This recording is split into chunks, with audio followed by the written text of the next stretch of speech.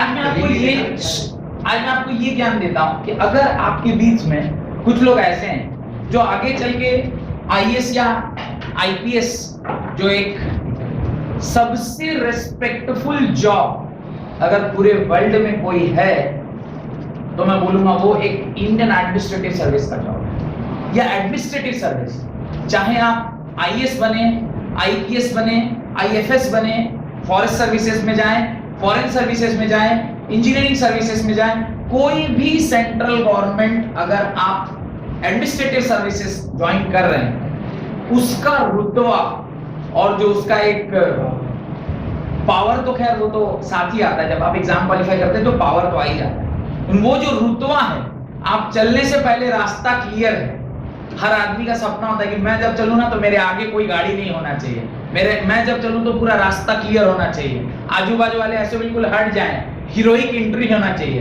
तो लोग इसको एस्पायर करते हैं कि जब मैं चलूं तो पूरा रास्ता ऐसा क्लीन होना चाहिए, रेड कारपेट एकदम रहना चाहिए, सिर्फ मैं ही उसके ऊपर चलूं। वैसा अगर जीवन में आपको कुछ हासिल करना है तो वो सिर्फ और सिर्फ एक ही रास्ता है, वो है यूपीएससी क्वालिफाई करके। एस्पिरेंट नाम की एक अभी वेब सीरीज आई थी, आपने देखा है? Very good. उसके अंदर दिखाया गया कि किस प्रकार से UPSC, union public service commission, UPSE, FSc. अब ये जो यूपीएससी का एग्जाम है, एज सच लोग बोलते हैं कि यूपीएससी उतना टफ है क्लियर करना जितना एक लड़की को पढ़ाना। आज नहीं बोले, पहले बोले। अब तो ये प्रोसेस बहुत सरल हो गया। आपके पास बढ़िया सी अगर बाइक है और आपको वो चलानी भी आती है तो बहुत ज्यादा ये कठिन काम नहीं। खैर, फिलहाल मैं आपको ये बताना चाहता हूँ कि यूपीएससी का जो एग्जाम है वो कितने चरणों में कंप्लीट होता है। तो ये जो यूपीएससी का पेपर है वो कुल मिला के 3 चरण में कंप्लीट होता है। एक को बोलते हैं प्रीलिम्स, सेकंड जो होता है उसको बोलते हैं मेंस, और तीसरा जो होता है उसको बोलते हैं इंटरव्यू या पर्सनालिटी टेस्ट। इंटरव्यू या फिर इसी को दूसरा नाम बोलते हैं पर्सनालिटी टेस्ट, पीटी के नाम से जानते हैं। ध्यान से कोशिश करिएगा समझने का कि किस प्रकार से पूरी परीक्षा की जो प्रक्रिया है, महीना भर का टाइम लगता है इसको होने में। क्या है, सबसे पहले आप प्रीलिम्स की एग्जाम देते हैं। इस प्रीलिम्स एग्जाम में आपको 2 पेपर पूछा जाता है। एक होता है पेपर 1 और एक होता है पेपर 2। पेपर 2 जो है ये सीसैट के नाम से प्रचलित है। कॉमन एप्टीट्यूड टेस्ट बोलते हैं इसको, कॉमन सर्विसेज एप्टीट्यूड टेस्ट। इसके अंदर 80 सवाल पूछे जाते हैं। कितने क्वेश्चन? 80 क्वेश्चन। और हर क्वेश्चन कितने नंबर का होता है? 2.5 मार्क्स का। अगर ऐसा होगा तो ये कितने मार्क्स का हो जाएगा टोटल? 200 नंबर का। Each question is for 2.5 marks और ये कितने का हो गया? 400 नंबर की परीक्षा आप ये हो। एक और होता है जिसको हम कहते हैं पेपर 1। पेपर 1 के अंदर आपको सारी चीजें, history, geography, political science, environment, दुनिया के अंदर अगर कोई टॉपिक है तो वो इस यूपीएससी के अंदर आता है। पर ऐसा भी नहीं है कि इतना इंडेफिनाइट है कि कोई उसको पढ़ ही नहीं सकता। There is a described syllabus, उसको अगर कोई पढ़ता है तो आसानी से इसे क्लियर कर देता है। इसके अंदर टोटल 100 क्वेश्चन होते हैं। Every question is of 2 marks और ये हो जाता है 200 नंबर। तो कुल जो आपका प्रीलिम्स होता है वो कितने नंबर का होता है? ये भी 200 होगा। टोटल कितना का हो गया? 400 का। सोचिए, ध्यान देने वाली बात ये है कि जो बच्चा इस पेपर में 33% मार्क्स लाता है, रैदर मैं थोड़ा और बढ़ा के बोलूं 40% मार्क्स अगर उसके आ गए तो ही उसका ये वाला पेपर करेक्शन किया जाता है। क्या बोल रहा हूं मैं, समझ में आ रहा है? अगर आपके इस सीसैट वाले पेपर में अगर आपके 40% मार्क्स नहीं आ रहे तो आपका ये पेपर करेक्शन ही नहीं होगा। यानी इसमें पहले आपको 40% मार्क्स लाना जरूरी है। What is the 40% of 200? आपको कितना चाहिए?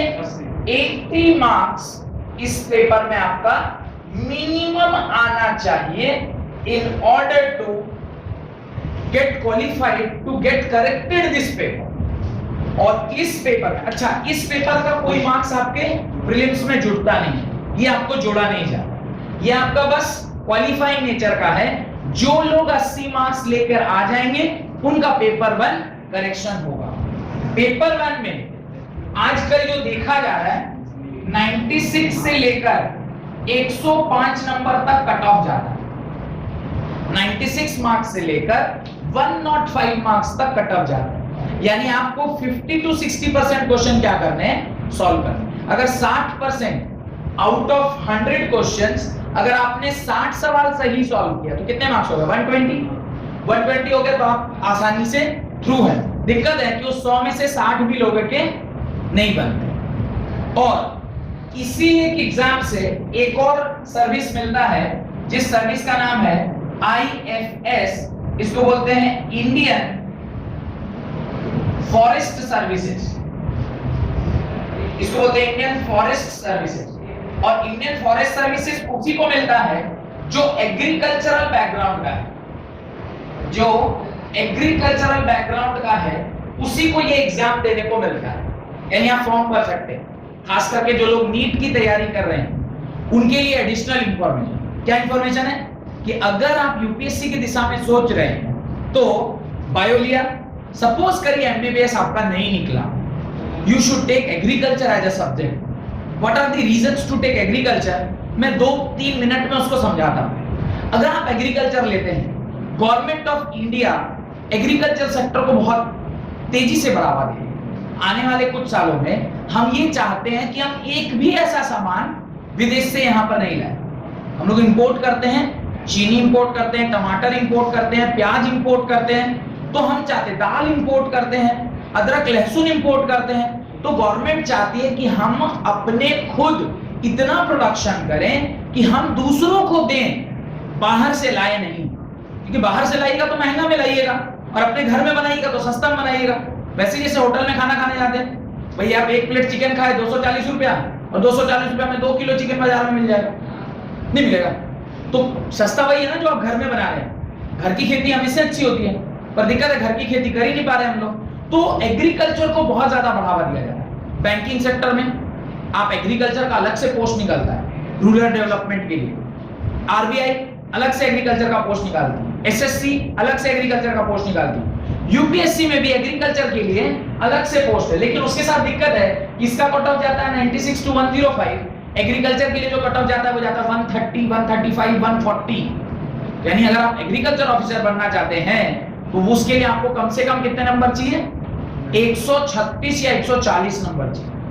यानी जो सबसे बुद्धिमान एस्पिरेंट है वही एग्रीकल्चरल ऑफिसर बनता है। और एग्रीकल्चर ऑफिसर बोलेंगे सर ऐसे तो सुनते थे आईएएस सबसे बड़ा होता है, होता तो वही है सबसे बड़ा, लेकिन डीएफओ बोलते हैं उसको, डिस्ट्रिक्ट फॉरेस्ट ऑफिसर। एक पूरे डिस्ट्रिक्ट में या 2-3 डिस्ट्रिक्ट को मिलाकर एक फॉरेस्ट ऑफिसर बनता है। अगर आप वो फॉरेस्ट ऑफिसर बन गए तो इतना पावर है आपके पास कि आपका रिपोर्टिंग डायरेक्ट सेंट्रल गवर्नमेंट को होता है। You are not reporting to state government. एक आईएएस चीफ मिनिस्टर को रिपोर्ट करेगा या होम सेक्रेटरी को रिपोर्ट करेगा ऑफ द स्टेट, पर एक district forest officer will report to directly to central government. Home secretary of the centre उसको report करता है। काफी पावरफुल पोस्ट है, इसलिए उसका कट ऑफ भी क्या होता है, काफी ज्यादा जाता है। Cut off is almost 130 to 140 के आसपास इसका कट ऑफ जाता है। इस एग्जाम को जब आप क्वालिफाई करते हैं तब सिर्फ आपने एग्जाम क्वालिफाई किया है, आप प्रीलिम्स क्वालिफाई कर। प्रीलिम्स क्वालिफाई करने का मतलब होता है सिर्फ और सिर्फ you are eligible to write mains examination. जितना नंबर आप देख रहे हैं इसका आगे कोई यूज नहीं है, सिर्फ आप एलिजिबल हो गए कि जो कचरा 10 लाख बच्चा भरा था उस कचड़े में से 8 लाख के आसपास उठा के वो लोग फेंक दिया। 8 से 9 लाख विद्यार्थी को रिजेक्ट कर दिया। किसकी मदद से, प्रीलिम्स की मदद से। कि बकवास बच्चा को हम क्यों, क्योंकि मेंस जो है वो सब्जेक्टिव है। सब्जेक्टिव मतलब आप आंसर लिखेंगे। अगर कचड़ा बच्चा आगे बढ़ेगा कितना कॉपी करेक्शन करेगा, 1 लाख कॉपी करेक्शन करना हंसी मजाक थोड़ी है। तो आपको कम से कम 1 लाख के आसपास, वो भी मैं ज्यादा बोल रहा हूं, 20-30 हजार के आसपास ही आगे बढ़ता है। 20-30 हजार से जितना ज्यादा है सब निकल गए, कचरा सॉर्ट आउट। और कोई भी जो एंट्रेंस टेस्ट होता है, it is always not a selection test, it is always a rejection test. आप गंदगी को हटाते चलते हैं और अच्छे अच्छे कैंडिडेट को ऊपर लाते चलते हैं। That is not selection, that is rejection. आप कचड़े को हटाते जा रहे हैं और अच्छी चीजों को पकड़ते जा रहे हैं। तो आप सिलेक्शन नहीं कर रहे हैं, आप रिजेक्शन कर रहे हैं। लास्ट में जो बच जाएगा वो ऑटोमेटिकली अच्छा होगा ही, तो उसको सिलेक्शन बोलते हैं। बोलते सिलेक्शन है, करते क्या है? रिजेक्शन। तो इस प्रकार से आप मेंस लिखने के लिए एलिजिबल हो गए। कब? जब आपने इसको क्वालिफाई किया। हाँ, तो सीसैट में क्या क्वेश्चन? सीसैट के अंदर क्या पूछा जाता है? वहां पे 3 विषय के बारे में आपसे जानकारी ली जाती है। गणित पूछा जाता है, डेटा एंटर, गणित मतलब क्वांटिटेटिव एप्टीट्यूड, जहां पे आप क्लास 10th के लेवल का profit loss, percentage, alligation, mixture, फिर रीजनिंग पूछी जाती है जिसके अंदर डायरेक्शन टेस्ट, ब्लड रिलेशनशिप, फिर डेटा इंटरप्रिटेशन, वो बार ग्राफ और स्टैटिस्टिक्स जो क्लास 9-10 में आप पढ़े थे, इसी तीनों को मिला के सीसैट बनाया जाता है। और इंग्लिश इज मस्ट। इंग्लिश का भी वो पैराग्राफ रहता है, पैराग्राफ्स के बेसिस पे आप आंसर लिखते हैं, तो वो सारी चीजें, फिर डू एज डायरेक्टेड, वो ये चेंज करो, वो चेंज करो, ये सारी चीजें रहती है। पर ये क्वालिफाइंग है। आपको कुल मिलाकर अगर 80 नंबर चाहिए तो 80 डिवाइडेड बाय 2.5, कितने सवाल आपको बनाने होंगे 80 में? हार्डली 30 सवाल। 30 सवाल आप बना लिए, काम निकल गया आपका। 30 into 2.5 इज 80 के आसपास आ जाएगा। 30 सवाल सही किया, आपका काम निकल गया। अब आइए मेंस पार्ट। मेंस पार्ट के अंदर सबसे जो पहला काम है वो है एसे राइटिंग का। Essay writing 250 marks. आप क्या लिखते हैं? एसे लिखते हैं। एसे ऑन व्हाटएवर टॉपिक जो आपको बोला गया, वो एसे आपका देखा जाता है। एसे के बाद आप एक अदर लैंग्वेज मतलब अदर देन इंग्लिश, एक आपकी मातृभाषा होगी जो आपका मेन सब्जेक्ट होगा जिसमें आप पूरा एग्जाम लिखेंगे, उसके अलावा एक और लैंग्वेज कोई भी। तो जैसे जनरली लोग इंग्लिश मीडियम से होते हैं तो इंग्लिश लेते हैं, और साथ में आपको या तो हिंदी ले लो, या गुजराती ले लो, मराठी ले लो, उड़िया ले लो, कन्नड़ ले लो, तेलुगु ले लो, ऐसे कुछ लिस्ट ऑफ 18 लैंग्वेजेस हैं, वो आपको दिया गया है। उसके ऊपर एक परीक्षा होगी जिसमें आपके बेसिक नॉलेज को क्या किया जाएगा? चेक किया जाएगा। डन। वो जो पेपर होता है वो भी क्वालिफाइंग मार्क्स का ही होता है, उसके भी मार्क्स ऐड नहीं होते। तो वो आपका लैंग्वेज का एक पेपर होता है, और वो भी कितने का होता है? 250 मार्क्स का होता है। फिर इसके बाद 4 paper GS1, general studies 1, GS2, GS3, GS4, ये जनरल स्टडीज। अब जनरल स्टडीज को ना डिवाइड किया गया, history, geography, political science, environment, ethical, business, entrepreneurship, तमाम तरह के सब्जेक्ट्स को 4 इक्वल भाग में डिवाइड किया गया। और ये 4 दिन में, या शायद एक दिन में 2 बार, सुबह 3 घंटा, शाम 3 घंटा, ऐसे करके आपको एग्जाम देना होता है। Each paper comprises of 250 marks, और ये इंटू 4, ये कितने हो गए? 1000 नंबर हो गए। ठीक है। इसके बाद 2 पेपर और देना होता है जिसको बोलते हैं ऑप्शनल पेपर। इसको क्या बोलते हैं? Optional paper. आपने कई बार लोगों को बात करते सुना होगा कि तुम्हारा मेंस का ऑप्शनल क्या है?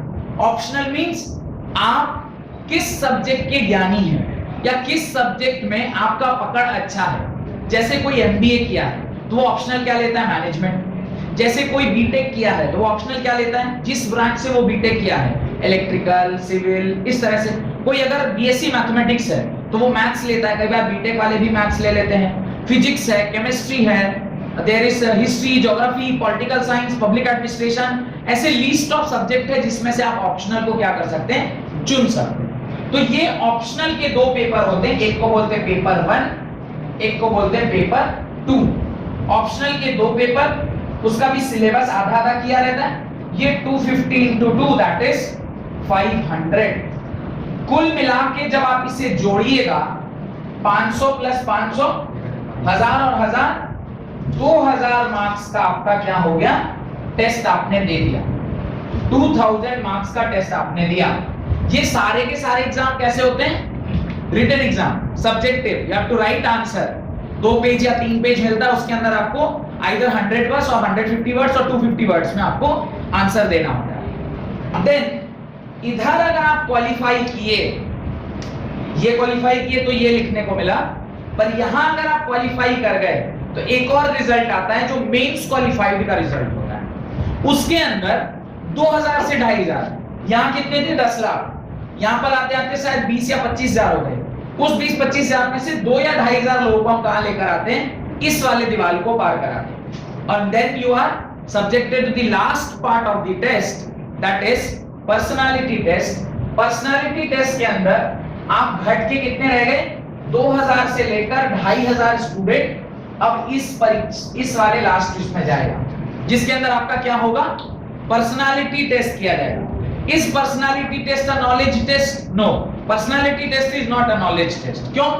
नॉलेज तो उसको चेक करना था, वो आपका यहां चेक हो गया, यहां चेक कर लिया, अब इससे ज्यादा क्या चेक करेगा यार? 2000 नंबर का तुम पेपर लिखवा रहे हो, किसी बीटेक इंजीनियर को बोलो लिखने के लिए तो 4 साल में 2000 का एग्जाम नहीं देता है। किसी स्टूडेंट को जो क्लास 11-12 में पढ़ रहा है, साल भर में 500 का एग्जाम, 2 साल में 1000 का एग्जाम। अब 1000 नंबर का एग्जाम देना, 5 सब्जेक्ट फर्स्ट ईयर में, 5 सब्जेक्ट सेकंड ईयर में। Coming to graduate students, graduation में भी एक सेमेस्टर में आप 300 से 400 का एग्जाम देते हैं, 6 सेमेस्टर को होता है 2400, 3 साल में जाके आप 2400 नंबर का एग्जाम दे रहे हैं। यहाँ पर तो 3 से 4 दिन में आपको 2000 का एग्जाम दे रहे हैं। डन। यहां से जो बच्चा यहां आया वो जाता है पर्सनालिटी टेस्ट में, जो टोटल 275 मार्क्स का होता है। और इसके अंदर आपकी पर्सनल इंटरव्यू जिसको पीआई बोलते हैं, और साथ साथ आपका पर्सनालिटी टेस्ट, ये सारा आपका यहाँ पर चेक होता है। जब आप टोटल जो मार्क्स आप देखेंगे कि टोटल मार्क्स कितना हो गया?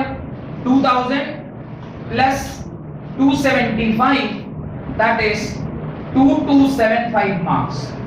इतने मार्क्स का आप एग्जाम देते हैं, तो आप बताइए जो टॉपर होता होगा वो कितना लाता होगा? कोई आइडिया? 1000। जो टॉपर होता है वो मात्र 1000 नंबर लेकर आ पाता है, ओनली 1000 मार्क्स। 1000 नंबर से ज्यादा वो नहीं ला पाता। जो टॉपर रहेगा वो 1050 नंबर, 1060 नंबर, ऐसे नंबर जो रहता है वो टॉप कर जाता है, फर्स्ट रैंकर। आप समझ सकते हैं कि किस तरह का नंबर वहां देते होंगे। नॉट लाइक प्रणव मिश्रा कि 10 नंबर में आपको 8.5, 9.5, कभी कभी 10 में 10 भी बैठा दिया। 10 में 10 आपको नहीं बैठाया जाता। तब फिर ये आपने एग्जाम दिया और आपके कितने आ गए? 275 में सपोज 105 जो आ गए, इतना आपका कट ऑफ मार्क्स गया। और जब आप ये कट ऑफ क्रॉस कर जाएंगे तो टॉप 100 स्टूडेंट्स को आईएएस बनने का मौका, टॉप 100 स्टूडेंट, उसके बाद 100 स्टूडेंट्स को आईपीएस, उसके बाद फॉरेस्ट सर्विसेज तो अलग हो गया, उसका रिजल्ट अलग निकलता है, फॉरेन सर्विसेज आता है, फिर तमाम तरह के और भी कई सारे सर्विसेज हैं जिसको एलाइड सर्विसेज बोलते हैं, वो सारे मिलते हैं। पोस्टल भी मिलता है, फिर कम्युनिकेशन मिलता है, बहुत सारे सर्विसेज हैं जहां पे आपको बैठने का मौका मिलता है। समझ में आ रहा है कितना आसान परीक्षा है ये ना? इतना आसान क्या है? 2000 का एग्जाम देना है और उसमें आपको 1000 नंबर चाहिए, 50% मार्क्स लाए और आप आईएएस बन गए। समझ? लेकिन वर्ल्ड का टफेस्ट एग्जाम माना जाता है आईएएस के एग्जाम को, because it is the lengthiest exam, सबसे ज्यादा लेंथी। चलना स्टार्ट होता है इस साल तो खत्म होता है इंटरव्यू होके रिजल्ट आते आते अगले साल। इस साल फॉर्म भरिएगा तो अगले साल इसी टाइम पे आपका फाइनल रिजल्ट होगा। एक साल कौन एग्जाम चलता है? This is the only exam which runs from this year to that year. एक साल बाद रिजल्ट आता है। प्रोसेस ही इतना लंबा है। अभी पीटी हुआ, जनरली मई जून में पीटी होता है, फिर मेंस लिखते लिखते सितंबर अक्टूबर, कई बार नवंबर भी हो जाता है, फिर आपको इंटरव्यू आते आते फरवरी, इंटरव्यू देने के बाद अगले मई जून तक, शायद मई महीने में आपका पीडीएफ, जिसको होली पीडीएफ बोलते हैं, जिसमें आपका नाम अगर आ जाए तो आप ऑफिसर बन जाते हैं और लोग उसके बाद आपको साहब बोलकर बुलाने लगते हैं। वो पीडीएफ निकल के बाहर आ जाती है। इस प्रकार से जो यूपीएससी ऐसा सपना देख रहे हैं कि आगे चल के मुझे यूपीएससी क्लियर करना है और अधिकारी बनना है, जिसके एक सिग्नेचर से पूरे डिस्ट्रिक्ट में हड़कंप मच सकता है, उतना बड़ा अधिकारी बनने के लिए इतने छोटे से एग्जाम को आपको क्या करना पड़ता है, क्वालिफाई करना।